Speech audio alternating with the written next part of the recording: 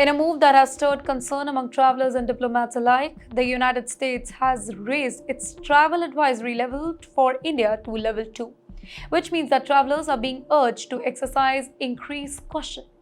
But what does that really mean? Why now? And what should people, specifically the women and foreign tourists, be aware of? Let's break it down in simple terms now. So on June 16, the US State Department issued a fresh travel alert for India. This wasn't a complete travel ban, but a very serious advisory. The message was clear. While India remains open to tourism and business, there are areas and situations where travelers, specifically the American citizens, need to be extra cautious. The reason given were not really new, but the tone this time was more direct. Crime, terrorism, gender-biased violence are the key concern right now. One of the more alarming parts of the advisory was its focus on crime against women. The US state openly said that there are certain crime against women that continues to be one of the fastest growing crimes in India, and that women should avoid traveling alone, specifically to remote areas or tourist spots that are not really well monitored. The advisory highlighted that certain type of assaults and other violent crimes have happened at certain locations, often visited by tourists, places that are supposed to be really safe. And it's not just about crime. The advisory also raises concern about possible terrorist attack.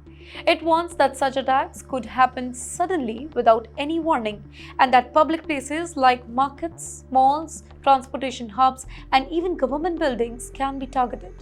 This kind of warning isn't new for India, by the way. Many countries issue similar alerts, but it's a reminder that regional conflict and domestic unrest still pose a lot of risks.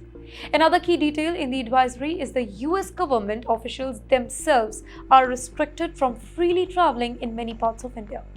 They need special permissions to enter certain regions, specifically the rural areas and states that have been dealing with the insurgency or political violence. These include parts of Bihar, Jharkhand, Chhattisgarh, Orissa, West Bengal, Meghalaya, and even parts of Maharashtra and Madhya Pradesh. This tells us that these areas are considered sensitive not just for the tourists but even for the diplomats. There are also warnings about technology and gadgets. The US has reminded travelers that using satellite phones or GPS devices without permission in India is a criminal offense. It might sound surprising, but carrying such devices could lead to serious penalties, including a fine of $200,000 or up to 3 years in prison. This is because India's strict telecom and security regulations, specifically in the border region and areas near the military zones. Speaking of border, by the way, then the advisory also highlighted that crossing into India from Nepal by land can be risky. Travelers have faced immigration issues, fines, and even detention. And then there is northeast of India, a region full of beauty, culture, and natural wonders, but also long-standing security challenges. States like Manipur, Nagaland, and Assam are sometimes marked by ethnic tensions and protests which can quickly escalate.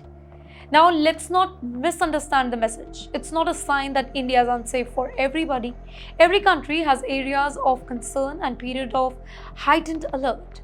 What this advisory does is urge travelers to be very smart, stay informed, and avoid any unnecessary risk.